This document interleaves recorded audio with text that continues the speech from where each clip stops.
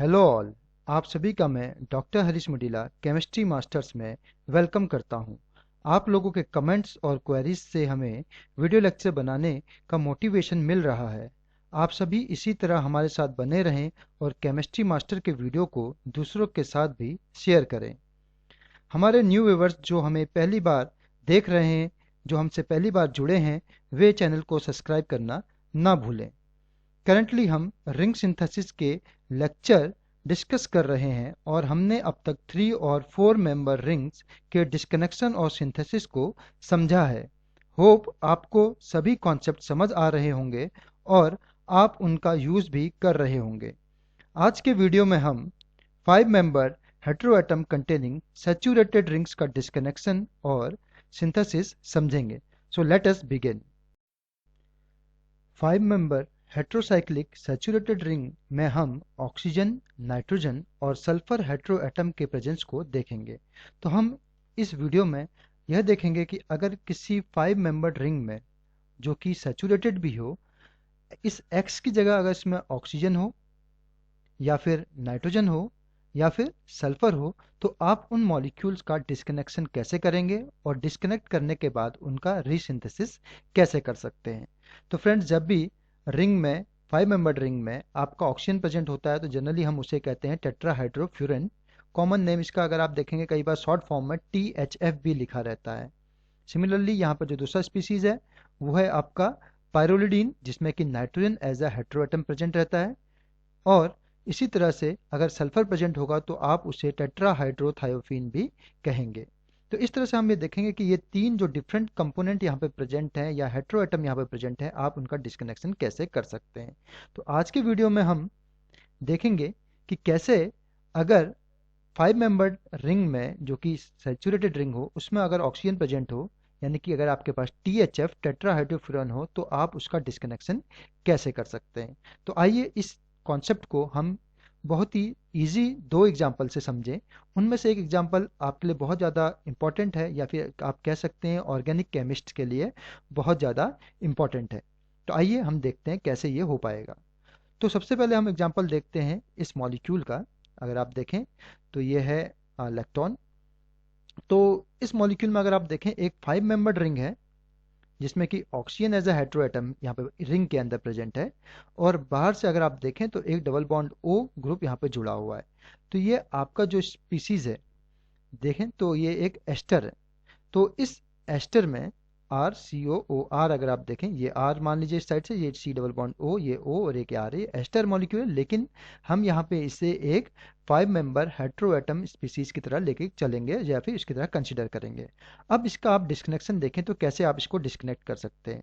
तो मॉलिक्यूल में जब भी आप डिस्कनेक्शन की बात करते हैं, हमने अपने पहले वीडियो से यही कहा है कि आपको मॉलिक्यूल में डिस्कनेक्शन करने के लिए सबसे पहले ये देखना चाहिए कि उसमें कार्बन और हेट्रो एटम प्रेजेंट है कि नहीं है। अगर है तो आप क्या करेंगे, उस मॉलिक्यूल को कार्बन और हेट्रो एटम के बीच का जो बॉन्ड होगा उसको आप डिस्कनेक्ट करेंगे।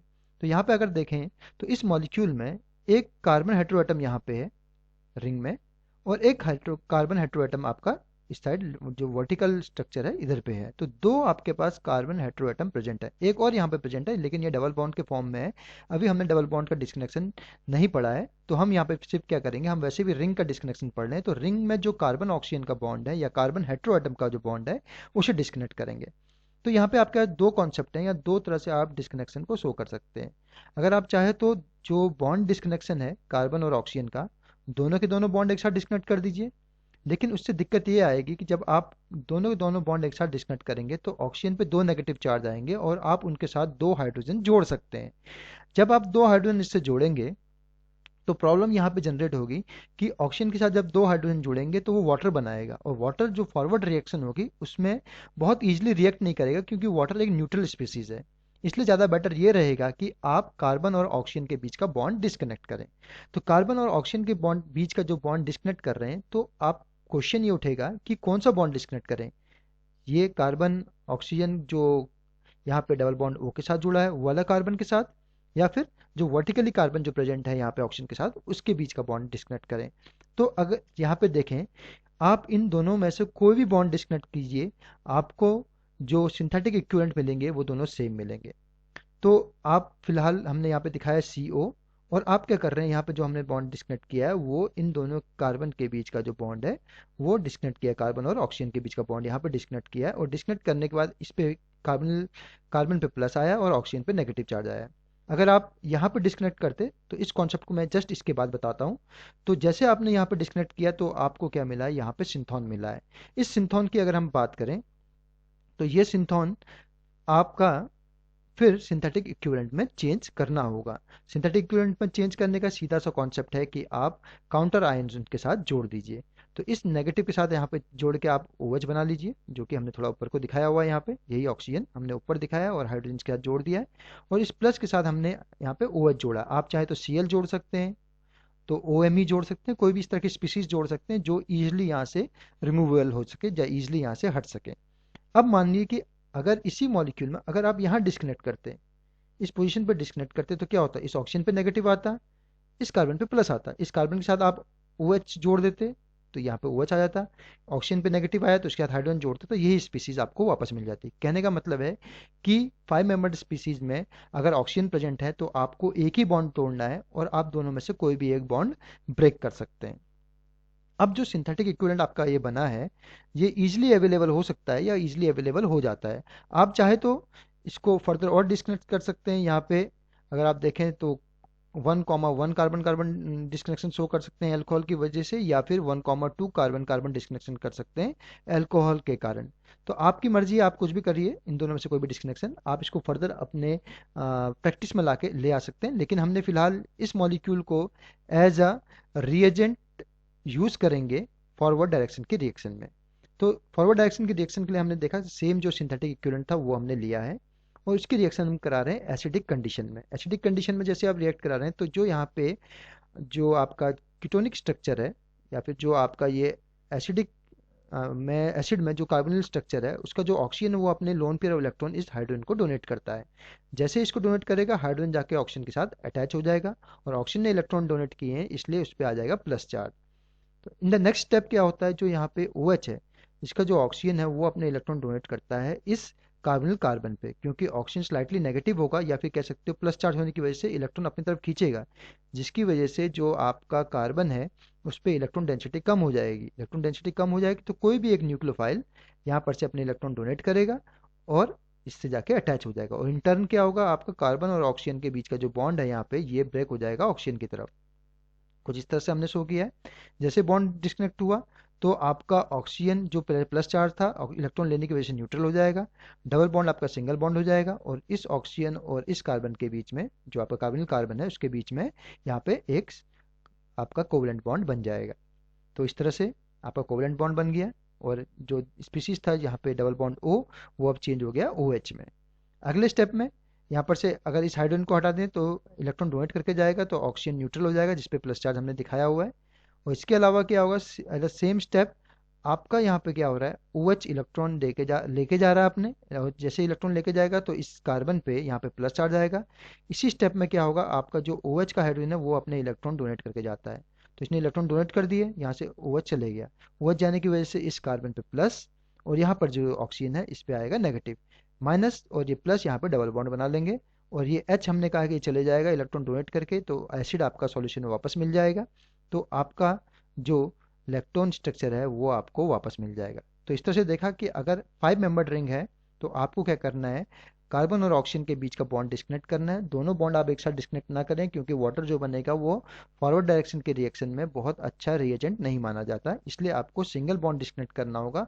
और जब भी आप बॉन्ड डिस्कनेक्ट करते हैं तो आपको हमेशा ध्यान रखना है कि जो सिंथेटिक इक्विवेलेंट आप बना रहे हैं वो इजीली आपको अवेलेबल हो, या फिर उनसे फॉरवर्ड डायरेक्शन के रिएक्शन फिजिबल हो।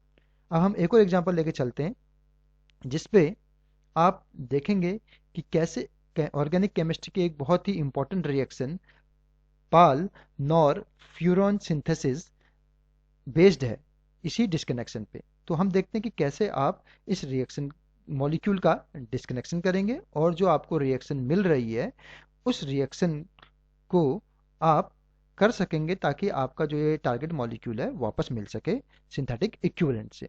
तो फिलहाल अगर इस मॉलिक्यूल को देखें तो इस मॉलिक्यूल में फिर से अगर देखें ये 5 मेंबर्ड रिंग है, 5 मेंबर रिंग में आपके पास दो यहाँ पे सब्स्टिट्यूएंट CH3 ग्रुप जुड़े हुए हैं।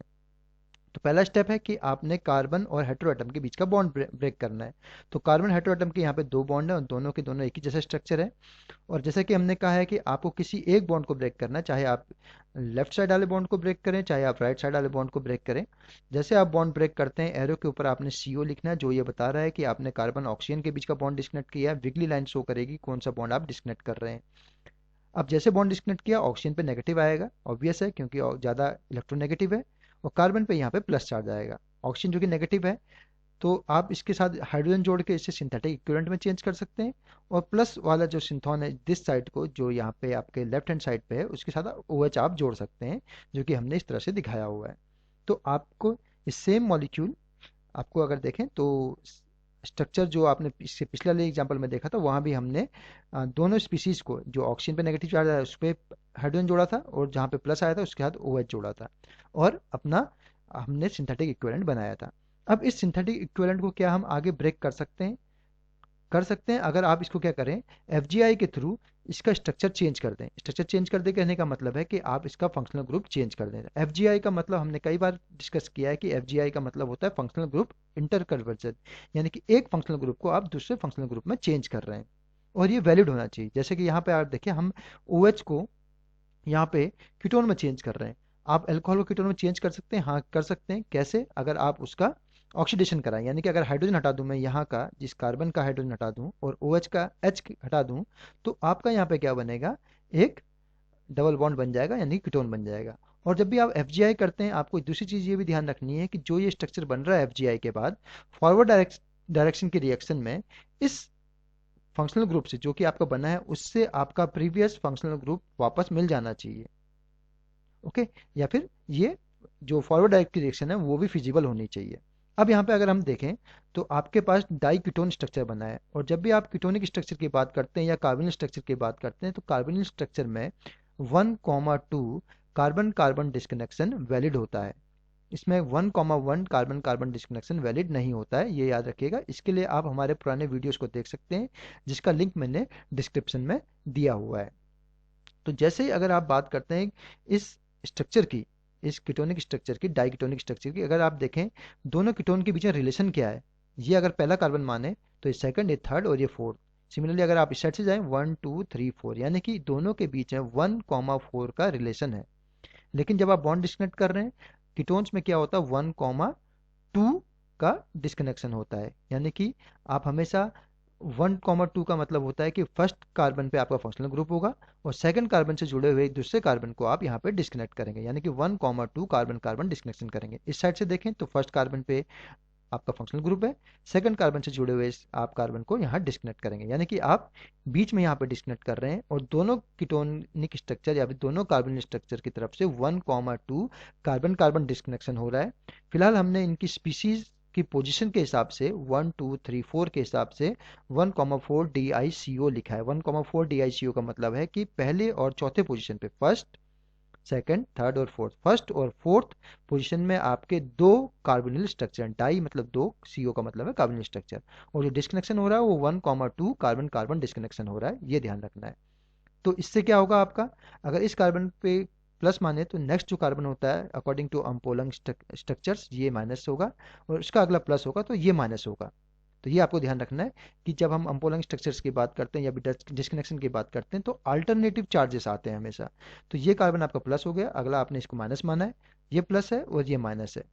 तो अगर आप देखें तो यहाँ पे रेगुलर कंपोनेंट चल रहा है, ये प्लस ये माइनस, तो ये आपका रेगुलर चार्ज है, यानी कि नॉर्मल चार्जिंग है या नेचुरल आपका सिंथोन बना है। लेकिन इस साइड से अगर आप इलेक्ट्रोनेगेटिविटी डिफरेंस देखें कार्बन और ऑक्सीजन के बीच में, तो कार्बन प्लस होना चाहिए था और ये नेगेटिव, तो ये प्लस होना चाहिए था और इसका अगला जो कार्बन होना चाहिए था वो आपका होना चाहिए था माइनस। लेकिन डिस्कनेक्शन की वजह से क्या है, हमेशा क्या होता है कि एक स्पीसीज पे आपका प्लस चार्ज आता है और दूसरी स्पीसीज पे आपका नेगेटिव चार्ज आता है। तो इस पे अगर नेगेटिव आया तो इस पे प्लस आएगा, अगर आप उल्टी तरफ से करें तो ये नेगेटिव होगा तो ये प्लस होगा। तो दोनों में से एक स्पीसीज ऐसी मिलेगी जो आपकी अननेचुरल सिंथॉन होगी। तो यहाँ पे अगर आप देखें तो ये कार्बन प्लस होना चाहिए था और ये नेगेटिव होना चाहिए था, लेकिन इस कार्बन पे प्लस चार्ज आया है, तो इस साइड का यानी कि आपके राइट हैंड साइड का जो कार्बोनिल स्ट्रक्चर है वो आपका अननेचुरल सिंथॉन है। और अननेचुरल सिंथॉन हमेशा क्या करते हैं, आपके अननेचुरल सिंथेटिक इक्विवेलेंट यानी कि अम्पोलंग रिएजेंट देते हैं। तो इसके लिए भी आप हमारे डिस्क्रिप्शन में मैंने एक एग्जांपल आपका दिया हुआ है, एक वीडियो दिया हुआ है, उसको आप फॉलो कीजिए और देखिए कि कैसे कीटोन्स के केस में या फिर कार्बोनिल के केस में अम्पोलंग रिएजेंट बनते हैं। तो यहाँ पे आपका क्या होगा, इस कार्बन पे नेगेटिव चार्ज है, आपने उसके बाद हाइड्रोजन जोड़ दिया और उसे चेंज कर दिया यहाँ पे एसीटोन में, और जो दूसरा स्पीसीज है उसमें आपने क्या किया है, अल्फा हेलो कीटोन के फॉर्म में इसको चेंज कर दिया है। और जो अल्फा हेलो कीटोन्स होते हैं वो आपके हमेशा एक अम्पोलंग रिएजेंट की तरह बिहेव करते हैं। तो ये दो स्पीसीज आपके बनेंगे। अब इन दो स्पीसीज से वापस आपने इस टारगेट मॉलिक्यूल को सिंथेसाइज करना है। तो आइए देखें कैसे ये होता है। तो सिंथेटिक अप्रोच में सबसे पहले आपने लिया कीटोन। कीटोन के अगर आप देखें तो अल्फा पोजीशन पे दो कार्बन है, और अल्फा पोजीशन पे इसका मतलब है कि यहाँ पे तीन, और लेफ्ट साइड पे भी आपके तीन हाइड्रोजन होंगे। और अल्फा हाइड्रोजन हमेशा क्या होते हैं, बहुत ही ज़्यादा एसिडिक होते हैं जब भी वो किसी कार्बोनिल स्ट्रक्चर के साथ प्रेजेंट हो। तो ये जहाँ पे जो हाइड्रोजन होंगे वो एसिडिक होंगे। तो अगर आप किसी भी बेस में आप वीक बेस भी ले लें तो क्या होगा, ये हाइड्रोजन इजीली आप रिमूव कर सकते हैं। तो यहाँ पे हमने OET लिया है, इसके साथ यहाँ पे हो सकता है हाइड्रोजन जुड़ा है, कुछ जुड़ा हो। तो ये पार्ट जो है आपका बेस है। ये बेस क्या करेगा, यहाँ पर से हाइड्रोजन को रिमूव करेगा। जैसे ही किसी भी एक पोजीशन से आपका हाइड्रोजन रिमूव होता है तो वहाँ पे आपके आ जाएगा नेगेटिव चार्ज, यानी कि अल्फा पोजीशन पे नेगेटिव चार्ज आ गया है। ये नेगेटिव चार्ज क्या करेगा, अब ये रिएक्ट करेगा इस अल्फा हेलो कीटोन के साथ। अगर आप देखें तो इस कार्बन और Cl के बीच में इलेक्ट्रोनेगेटिविटी का डिफरेंस है। तो यहाँ पे जो नेगेटिव चार्ज है वो अटैक करता है इस कार्बन पे, और इन टर्न इलेक्ट्रोनेगेटिविटी डिफरेंस की वजह से या Cl ज़्यादा इलेक्ट्रॉन खींच सकता है अपनी तरफ, इस कारण से Cl क्या होता है, यहाँ पर से इलेक्ट्रॉन लेके चले जाता है। जैसे Cl इलेक्ट्रॉन खींचेगा तो इस कार्बन पे यानी कि अल्फा कार्बन पे प्लस चार्ज आएगा, तो इलेक्ट्रॉन यहाँ पे अटैक करेगा कुछ इस तरह से, और Cl इलेक्ट्रॉन लेके चले जाएगा। तो ये नेगेटिव चार्ज है जो आपका इस अल्फा कार्बन के साथ जुड़ जाएगा। तो आपका ये स्ट्रक्चर मिल जाएगा, यानी डबल बॉन्ड O का ये हो गया। इसके बाद है आपका कार्बन, ये कार्बन है, ये कार्बन आपका जुड़ा है इस अल्फा कार्बन से जो कि यहाँ पे है, और यहाँ पे आपको डबल बॉन्ड O दिखाई दे रहा है। और Cl चले गया है। Cl किसके साथ जुड़ेगा, जो इस OET का काउंटर यहाँ पे आयन होगा, मे बी H प्लस है या Na प्लस है, उसके साथ ये Cl जुड़ के अलग हो जाएगा। अब आपके पास फिर से डाइकीटोनिक स्ट्रक्चर बन गया। अब ये डाइकीटोनिक स्ट्रक्चर फर्दर कैसे रिएक्शन करता है, अब यहाँ से आपका पाल नॉर फ्यूरेन सिंथेसिस की रिएक्शन स्टार्ट होती है। तो आप एसिड के प्रेजेंस में ये रिएक्शन करते हैं तो क्या होता है, दोनों में से भी कोई भी एक कीटोनिक स्ट्रक्चर जिसके पास की लोन पेयर ऑफ इलेक्ट्रॉन है, हमने यहाँ पे ये दिखाया, वो ये भी हो सकता है, ये अपने lone pair of electron donate करता है हाइड्रोजन पे। जैसे हाइड्रोजन पे डोनेट करेगा तो ऑक्सीजन के साथ हाइड्रोजन जुड़ जाएगा इस तरह से, और आपका क्या हो जाएगा, प्लस चार्ज आ जाएगा ऑक्सीजन पे, क्योंकि ऑक्सीजन ने अपने इलेक्ट्रॉन डोनेट किए हैं। अब जो ये स्ट्रक्चर थोड़ा सा अनस्टेबल है, और कोशिश जो ये ऑक्सीजन की रहती है वो ये रहती है कि इस प्लस चार्ज को खत्म करें। वो कैसे हो सकता है कि ये जो आपका डबल बॉन्ड का स्ट्रक्चर है वो उसके अगर इलेक्ट्रॉन ऑक्सीजन अपनी तरफ खींच ले तो प्लस चार्ज खत्म हो जाएगा। तो यहाँ पे क्या होता है, जैसे ही ये ऑक्सीजन अपने इलेक्ट्रॉन अपनी तरफ खींचता है तो इस कार्बन पे क्या होता है, स्लाइटली प्लस चार्ज आ जाता है। तो जो आपके लोन पेयर ऑफ ऑक्सीजन है यहाँ पे दूसरे अलग ऑक्सीजन के पास, वो क्या होते हैं, अपने इलेक्ट्रॉन डोनेट करते हैं इस कार्बन पे, क्योंकि ये स्लाइटली पॉजिटिवली चार्ज है। और इन टर्न आपका ये बॉन्ड डिस्कनेक्ट होता है या फिर टूट जाता है ऑक्सीजन की तरफ। तो आपका स्ट्रक्चर कुछ इस तरह से बनता है, ये ऑक्सीजन जाके जुड़ गया इस कार्बनिक स्ट्रक्चर पे, और डबल बॉन्ड ब्रेक हो गया और आपके पास OH आ जाएगा। जो प्लस चार्ज है ऑक्सीजन का वो खत्म हो गया। लेकिन ऑक्सीजन जो आपका ब्लैक में यहाँ पे हमने शो किया, इसने इलेक्ट्रॉन डोनेट किए हैं, इस वजह से इस पे प्लस चार्ज आएगा। अगले स्टेप में हम देखते हैं कि डबल बॉन्ड ब्रेक होता है ऑक्सीजन की तरफ, क्योंकि ऑक्सीजन पे प्लस चार्ज यानी कि इलेक्ट्रोनेगेटिव स्पीसीज पे प्लस चार्ज आना हमेशा अनस्टेबल कंडीशन है। वैसे भी ऑक्सीजन ने यहाँ पे तीन बॉन्ड बनाए हुए हैं। तो डबल बॉन्ड ब्रेक होगा ऑक्सीजन की तरफ, जैसे बॉन्ड ऑक्सीजन की तरफ ब्रेक होगा तो ऑक्सीजन पे नेगेटिव चार्ज, पहले से प्लस है तो न्यूट्रल हो जाएगा। तो आपके इस पोजिशन पे यानी कि इस ऑक्सीजन के नेक्स्ट कार्बन पे यहाँ पे प्लस चार्ज आ जाएगा कुछ इस तरह से। अब इस कार्बन पे प्लस चार्ज आने के बाद जो इसके नेक्स्ट कार्बन पे हाइड्रोजन है उसकी अगर हम बात करें, ये हाइड्रोजन अगर यहाँ से इलेक्ट्रॉन डोनेट करके चले जाए, अगर ये इलेक्ट्रॉन डोनेट करेगा तो आपको H प्लस मिलेगा, और इस कार्बन पे आपके नेगेटिव चार्ज आएगा। तो H प्लस ये आपका जो यहाँ पे आपने एसिडिक कंडीशन ली थी वो आप H प्लस मानते हैं या फिर कैटलिस्ट मानते हैं कि वो आपको वापस सॉल्यूशन में मिल जाएगा। और यहाँ पे प्लस चार्ज और इस कार्बन पे यानी नेक्स्ट कार्बन पे जो आपका नेगेटिव चार्ज जनरेट होगा, उन दोनों के बीच में डबल बॉन्ड क्रिएट होगा। सिमिलरली इसके अपोजिट साइड में अगर आप देखें तो यहाँ पे भी एक H है और इसके नेक्स्ट कार्बन पे OH है।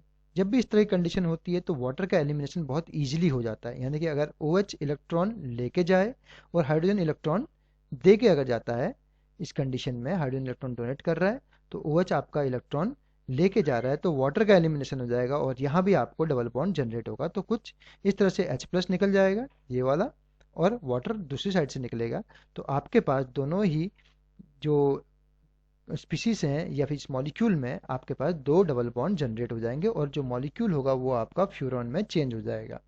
अब अगर आप यहाँ पे देखें, ये मॉलिक्यूल जो है आपका जो बन रहा है सिंपल कंडीशन से, सिंपल रिएक्शन से, इस पूरे रिएक्शन में जो भी आपका ये मॉलिक्यूल लास्ट में बन रहा है ये फ्यूरॉन बन रहा है, और इस रिएक्शन को हम कहते हैं पाल नॉर फ्यूरॉन सिंथेसिस। लेकिन ये मॉलिक्यूल जो यहाँ पे बन रहा है वो आपका टारगेट मॉलिक्यूल नहीं है।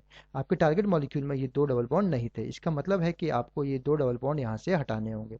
तो कैसे आप हटा सकते हैं? सर्टेनली इसके लिए बहुत ही ईजी कंडीशन है कि आप यहाँ पे रिडक्शन करा लें। तो मेटल की प्रेजेंस में अगर आप रिडक्शन कराते हैं, यानी कि मेटल आप ले लीजिए आयरन या फिर कोई और मेटल आप ले लीजिए जो कि कैटलिस्ट की तरह बिहेव करता है, और यहाँ पे H2 एक्सेस में अगर आप ले लेंगे तो डबल बॉन्ड क्या हो जाते हैं, रिड्यूस हो जाते हैं, और रिड्यूस होने के बाद आपको सैचुरेटेड मॉलिक्यूल यहाँ पे वापस मिल जाएगा। तो इस तरह से आपने देखा कि कैसे आप एक 5 मेंबर रिंग को या सैचुरेटेड 5 मेंबर रिंग को डिस्कनेक्ट कर सकते हैं। डिस्कनेक्ट करने के बाद सिंपल मॉलिक्यूल में चेंज कर सकते हैं, और आप फिर उन सिंपल मॉलिक्यूल से अपने टारगेट मॉलिक्यूल को वापस पा सकते हैं। इसी एग्जाम्पल में हमने और देखा कि कैसे आप पाल नॉर सिंथेसिस भी कर सकते हैं। तो फ्रेंड्स, आपको आज का हमारा वीडियो कैसा लगा जरूर हमारे साथ शेयर कीजिएगा, कमेंट कीजिए। आपके जो भी क्वेरीज है हमारे साथ शेयर कीजिए। आपको अगर आप कोई और क्वेरीज है या फिर आपको कोई स्पेसिफिक वीडियो अगर चाहिए जिस पे हम अपना वीडियो बना सके किसी टॉपिक पे, तो आप भी वो हमारे साथ शेयर कर सकते हैं। Thanks for watching our video.